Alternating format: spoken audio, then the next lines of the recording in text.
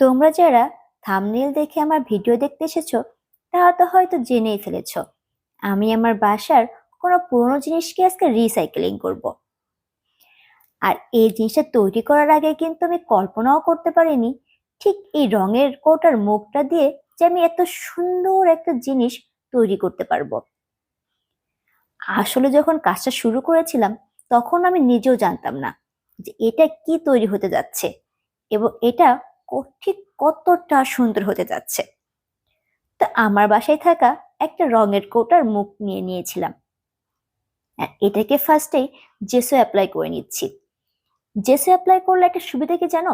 যেহেতু জেসোর ভিতরে গ্লু দেওয়া থাকে তাই এটা কিন্তু খুব সহজে এই মুখটির গায়ে লেগে যাবে এবং পরবর্তী যে রং তুমি অ্যাপ্লাই করবে সেই রংটা কিন্তু অনেক সুন্দর করে বসবে। তাই যে কোনো জিনিসে রং করার পূর্বে কিন্তু জেসো অ্যাপ্লাই করলে কালারটা অনেক বেশি সুন্দর হয়। তো ফার্স্টেই আমি একটা রঙের মুখকে খুব সুন্দর করে ওয়াশ করে শুকিয়ে উপরে জেসো অ্যাপ্লাই করে নিয়েছি এবং জেসোটা শুকিয়ে যাওয়ার পরে আমি অনেক চিন্তা করছিলাম যে এর উপরে কি আর্ট করা যায়।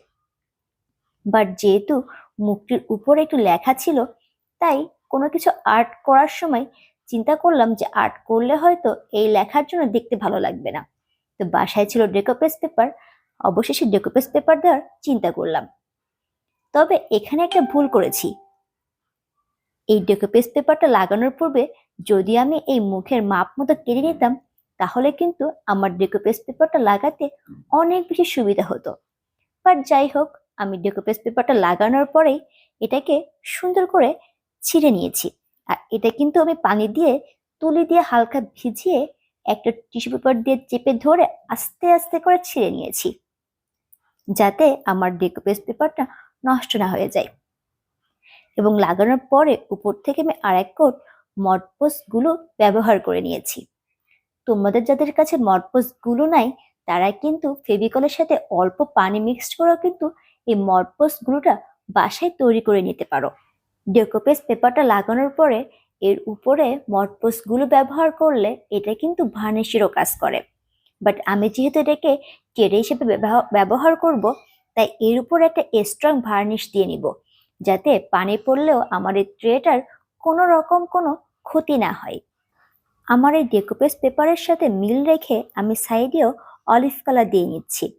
আর এই কালারটা যেহেতু আমার কাছে ছিল না তাই কয়েকটা কালারের মিশ্রণে আমি এই কালারটা তৈরি করে নিয়েছি। দেখতে পাচ্ছ একবার কালার অ্যাপ্লাই করাতে কিন্তু কালারটা খুব সুন্দর ফোটেনি।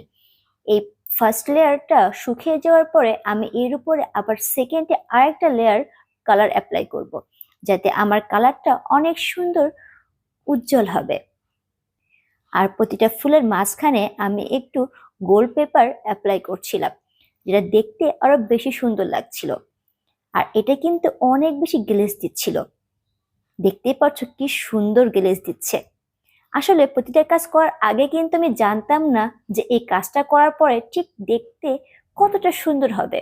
বাট প্রতিটা কাজ করার পরেই কিন্তু মনে হচ্ছে একটু কাজ করছি আর জিনিসটা আরো বেশি সুন্দর হচ্ছে। তোমাদের কাছে কি মনে হচ্ছে এটা ঠিক কতটা সুন্দর লাগবে? আমার কিন্তু এই জিনিসটা আসলে অনেক পছন্দ হয়েছে। এই রঙের ঢাকনা কিন্তু আমরা কোনো কাজে ব্যবহার করতাম না, যেহেতু রঙের কোটা দিয়ে আমি গাছ গাছ লাগানোর টব বানিয়ে ফেলেছি। এই ঢাকনাটা আমার এমনিতেই ফেলা ছিল। আর এই ফেলে দেওয়া জিনিসটাকে চিন্তা করলাম কোনো একটা কাজে ব্যবহার করব। আর তাই তো এত সুন্দর একটা ট্রে বানিয়ে নিয়েছি। তোমরাও চাইলে কিন্তু তোমাদের বাসায় থাকা এরকম অপ্রয়োজনীয় জিনিস দিয়ে খুব সুন্দর কিছু তৈরি করতে পারো। আর দেখো এই পর্যায়ে আমি ট্রের পাশ থেকে গোল পেপার লাগানোর জন্য আগেই ইয়েলো কালার করে নিয়েছি যাতে গোল পেপার লাগালে এটা দেখতে আরো বেশি সুন্দর লাগে। আর এই গোল পেপারটা কিন্তু আঠা ব্যবহার করে লাগাইতে হয়। আর যার জন্য আমি এখানে মডপোস গুলোটাই ব্যবহার করছি। মডপোস গুলোটা অল্প করে ব্যবহার করতে হবে। যদি বেশি আঠা লাগানো থাকে সেখানে এই পেপারটা দেওয়ার পরে অনেক বেশি স্টিকি হয়ে যায় এবং ভালো লাগে না দেখতে। তাই হালকা করে আঠা লাগিয়ে তারপর এই পেপারটা ব্যবহার করবে। আর এই কাজটা যেহেতু অনেক বেশি সূক্ষ্ম তাই আমি অফ ক্যামেরায় কাজটা করে নিয়েছি। তোমাদের জাস্ট একটু দেখিয়ে নিলাম এবং এর পরের কাজগুলো যাতে সুন্দর হয়, তাই আমি অফ ক্যামেরায় কাজটা কমপ্লিট করে নিয়েছি। তোমরা কিন্তু কাজটা করার সময় অনেক বেশি সিরিয়াস হয়ে কাজটা করবে, যেন এই গোল্ড পেপারটা যেন ইয়েলো কালার বাদ দিয়ে অলিভ কালারের ভিতরে চলে না যায়, তাহলে এটা দেখতে কিন্তু একেবারেই বাজে লাগবে। আর আরেকটা কথা বলে রাখি, তোমরা যে তুলি দিয়ে গুলো ব্যবহার করবে, অবশ্যই সেই তুলিটা কিন্তু গোল্ড পেপারের উপর লাগাবে না, তাহলে কিন্তু গোল্ড পেপারটা তুলির সাথে লেগে থাকবে। আর একটা শুকনো তুলি নিয়ে এই গোল্ড পেপারটা লাগিয়ে নিবে। এরপর দেখতে পাচ্ছ আমি একটা স্ট্রং ভার্নিশ এর উপর ব্যবহার করছি। এই ভার্নিশটা কিন্তু অনেক বেশি স্ট্রং, আর এটাতে কিন্তু পানি পড়লেও এখন কোনো সমস্যা হবে না। আর দেখো, এই তো আমার মেয়ে কি সুন্দর করে এটাকে সাজিয়ে রেখেছে। তো আজকের কাজটা কেমন লাগলো অবশ্যই আমাকে কমেন্টস করে জানাবে।